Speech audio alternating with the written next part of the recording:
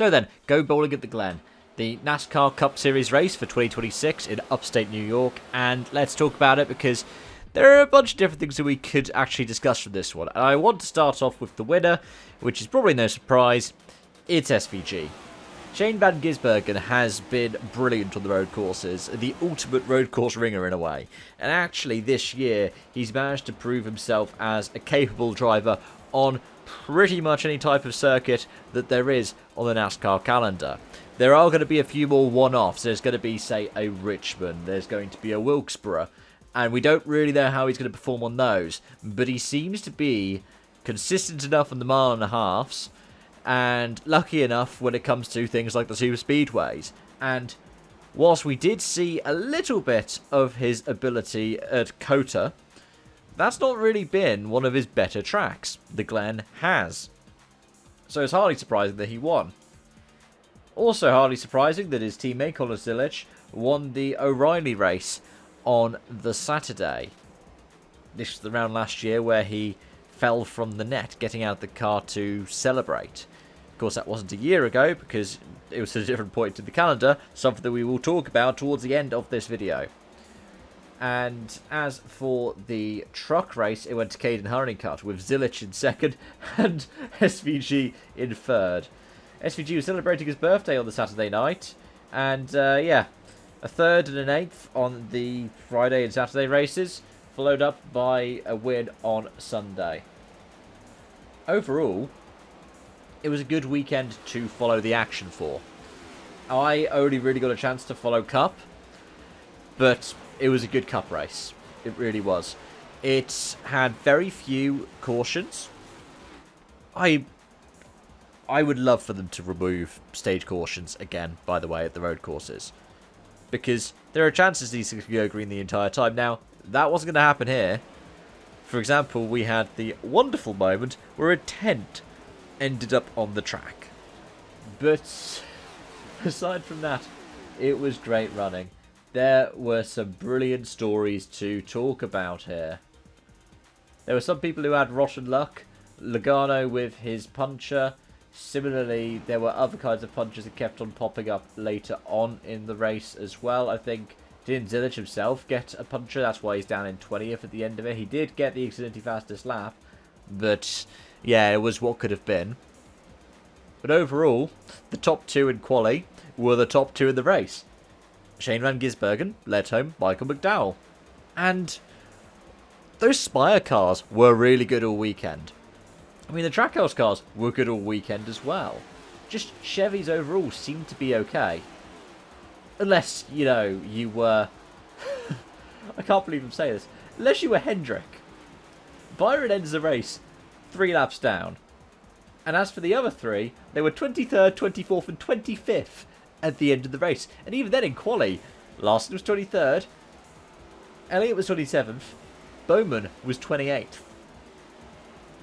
It was a race that was defined by strategy. Who could get the long runs to work? Who was pitting at the right time? Ty Gibbs very nearly ran down the clock and was able to get a second Cup Series win. He ends up with 3rd on the day, which is a good performance. In fact, he managed to do that as the lead JGR, with the only other JGR in the top 10 being Chase Briscoe, right behind him. Tyler Reddick, by the way, 5th. That's a decent job. It's not COTA, but it's still a decent job for the points leader. Extends his advantage. Then the top 10 is rounded out by the likes of Dylan Allmendinger, who was up at the front for quite a lot of this race. Kyle Busch, P8 for Kyle Busch. That's his best result of the year, right? Cindric in 9th and John Hunter Nemechek in 10th. So 1 Ford, 4 Toyotas, 5 Chevys. That was a good day for Chevrolet, wasn't it? Those worries they had at the start of the season with the new body, it might actually come around. And as for the standings, 129 points for Tyler Reddick. Wow. Denny Hamlin's 16 points clear of Chase Elliott, who's in 3rd. Blaney is in 4th and is 17 points behind Elliott. But 30 points clear of Chris Buescher, who stays in 5th. The changes, Ty Gibbs jumps Carson Hocevar and it is 30 points, the gap between the two of them. Elsewhere, down towards the bottom end, Bubba Wallace and Christopher Bell both climb above William Byron, but it's 4 and 2 points clear of Byron. And SVG, he jumps back into the chase picture. Chase Briscoe drops out. He's now 6 points below the cut line. Joey Logano is 38 below the cut line. And Ross Chastain, 47 below the cut line. If SVG is able to continue to be capable, dependable, and let's look at the next round of tracks. You got Dover for the All-Star race, so not points paying. You got the 600. You got Nashville, Michigan, Pocono, and then the next road course race at San Diego before the Sonoma run. He has 2 road courses back to back. One of them's brand new. We saw what he did in Chicago, and the other one is Sonoma. If he can just keep himself in the top 20 all the way through to those road course races, that could be good. And I think with that, let's wrap up by talking about the road courses on the schedule. I love the road courses in NASCAR. I think it's great to see that you can have cars, I'm going to sound flippant when I say this, turn right as well as turn left. But it is a special kind of racing. I got into NASCAR around the time they had Bristol Dirt. I think there should be a dirt race on the schedule as well.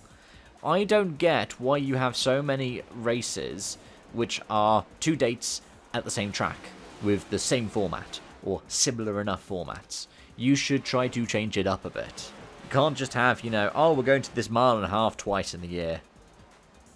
It's got to be pretty unique if it's deserving of the second date, like, say, Atlanta or Dega or Daytona. I guess you could put Bristol in there, but I don't know. I don't feel like there's much of a difference between, say, the night race and the day race. But when, say, there's no road course in the Chase this season, there needs to be a road course in there. Maybe it's the Glen. That could be a fun one. I'm assuming Sonoma needs to be where it is in the calendar. But, yeah, there needs to be a road course in the Chase. And there needs to be more variety on the NASCAR calendar as well. I like the circuits that are there right now. I don't want to see any of the circuits necessarily disappear. Let's see how this San Diego race goes. And let's see how Chicagoland goes with the next gens for the first time. But overall, there needs to be a little bit more variety. Maybe you can bring back Rockingham. Maybe you can bring back a dirt race. Maybe you can have a couple more road courses. And then if you do that, I don't know. It's going to sound sacrilege. Take one of the dates away from Bristol. Take one of the dates away from Vegas. Maybe take one of the dates away from Phoenix. You need that variety. You need that ability to go, okay, this race is different to this one because this. Because otherwise, for a more casual fan, they're going to go, oh, didn't we already see this one? And even if the result's different, it just feels like you're filling the calendar for the sake of filling the calendar. Those are my thoughts, though. Let me know yours in the comment section down below. Thank you so much for watching and joining, and until next time, as always on this channel, bye for now.